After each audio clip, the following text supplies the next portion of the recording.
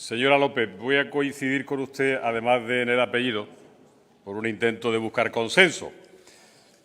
Usted, el presidente esta mañana, su portavoz, han hecho un panegírico de la agricultura en Andalucía que yo comparto.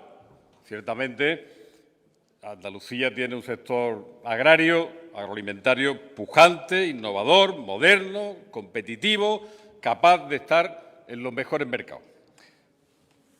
Le voy a hacer una pequeña reflexión, que seguramente no sé si a usted le parece coherente con lo dicho por todos ustedes, que es que en el año 81 Andalucía tenía el 22,8% de la población ocupada en el sector agrario. Cataluña y País Vasco tenían en torno al 7-8%. Hoy Andalucía tiene el 8% aproximadamente. Ustedes llevan año y medio en el gobierno, ¿verdad? Y es pionera y líder en innovación y en conquista de mercado.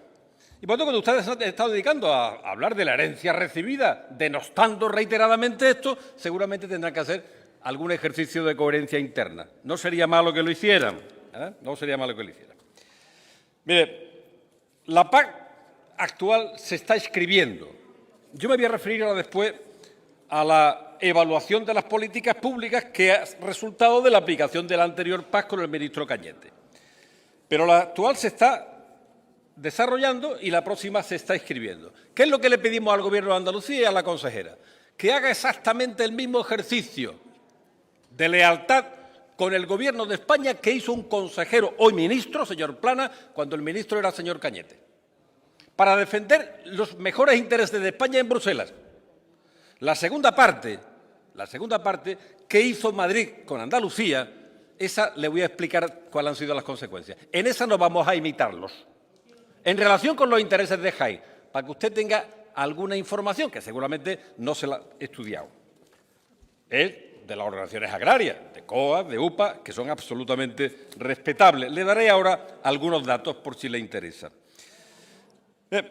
El acuerdo, a pesar de las dificultades que ha representado la salida del Reino Unido y el Brexit y el problema de dedicar una ingente cantidad de fondos por parte de la Unión Europea a la lucha contra los efectos del COVID, ha sido un buen acuerdo. Ha mantenido la ficha presupuestaria que había antes, 47.500, 47.700 millones de euros. En cualquier caso, lógicamente, manteniendo la comparación en precios corrientes, exactamente la misma metodología que utilizó el señor Cañete para hacer la comparación de la PAC del 2007-13 con la actual, y la misma que la señora Tejerina planteaba en el 2018. Por cierto, cuando salió en mayo del 18, la propuesta era 21.000 millones de euros menos con la señora Tejerina. Todo eso se ha avanzado con el trabajo del Gobierno socialista. Pero, lo insisto, está por escribir. Pónganse a trabajar lealmente, a echar una mano, a ser tan leales con el Gobierno de España frente a Bruselas como lo fue el Gobierno de Andalucía en el tiempo del señor Cañete como ministro. No pierdan mucho tiempo en vericuetos y vamos a ir al grano. Mire, cuando usted habla de supuestos, hipótesis, de cuánto van a perder los agricultores, manejando lo que es un eje más de confrontación con el Gobierno de España, yo le voy a decir que frente al silencio que ustedes están interesados en mantener a la hora de evaluar las políticas públicas, la PAC concretamente, ¿verdad?, sobre los intereses del conjunto de los agricultores, le voy a dar algunos datos que seguramente no sé si los conoce. Si los conoce, me extraña que venga a sostener las cosas que sostiene, y si no los conoce, para que se ilustre. En Jaén, en el año 2014, había 103.040 expedientes en la campaña, perceptores de ayuda. En el 18 había 89.262, es decir, 13.778 perceptores menos. Menos, consecuencia de la aplicación de una manera de entender qué margen de maniobra tenía el señor Cañete en relación con los intereses de Andalucía. Le voy a dar datos. Los pequeños agricultores que cobraban menos de 300 euros, entre ellos mi padre, que en paz descanse, fueron expulsados todos a la calle. Se hizo una negativa radical a plantear las ayudas acopladas al olivar de montaña.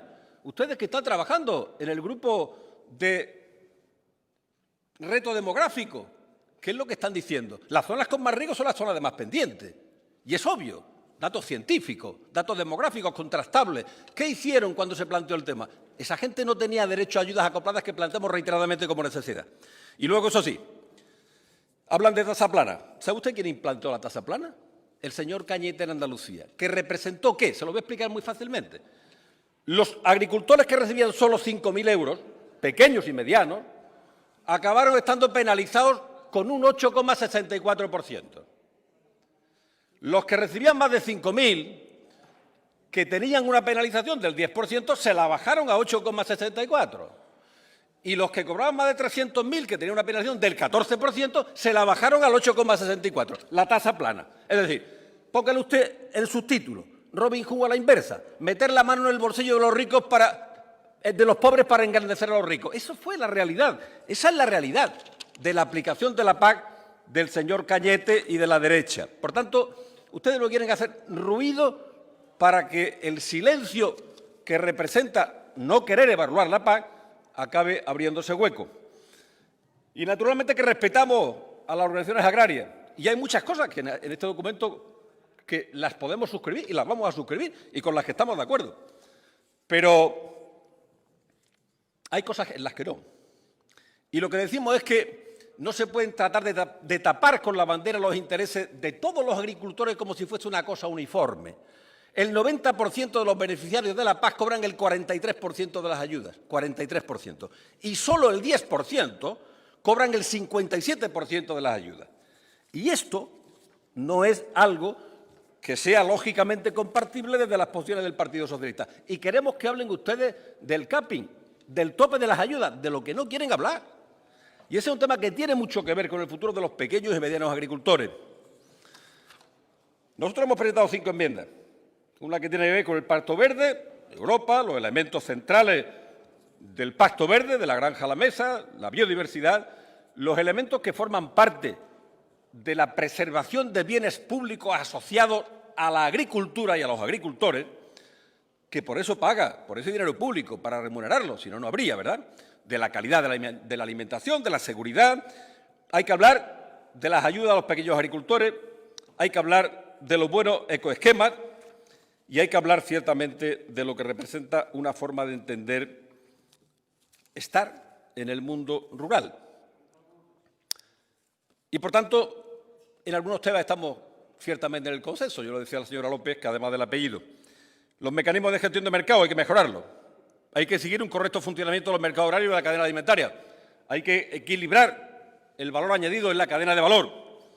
Hay que modificar seguramente los instrumentos de autorregulación y de competencia para hacerlo posible, porque todo eso tiene que ver con la protección de la renta de los agricultores.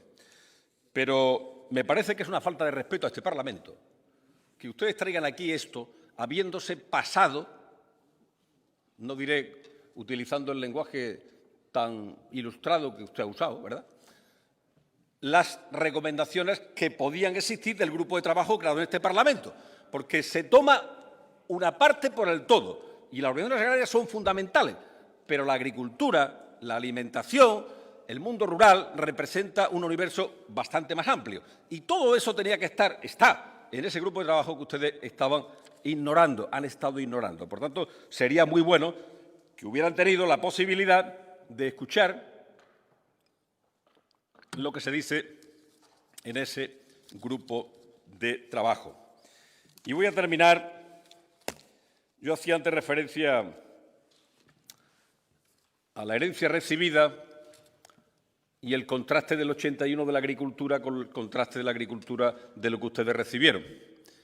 Ustedes están apoyados en un gobierno por alguien que hace no mucho, su líder máximo decía que añoraba, con otro formato, ¿verdad?, los 80 años, el mejor gobierno de los últimos 80 años, haciendo una reivindicación de los gobiernos de la dictadura, ¿verdad?